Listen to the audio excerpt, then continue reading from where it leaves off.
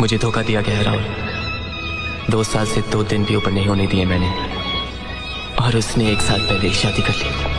मैं इश्क उसका, वो आशिकी है मेरी। मैं इश्क उसका, वो आशिकी है मेरी। वो लड़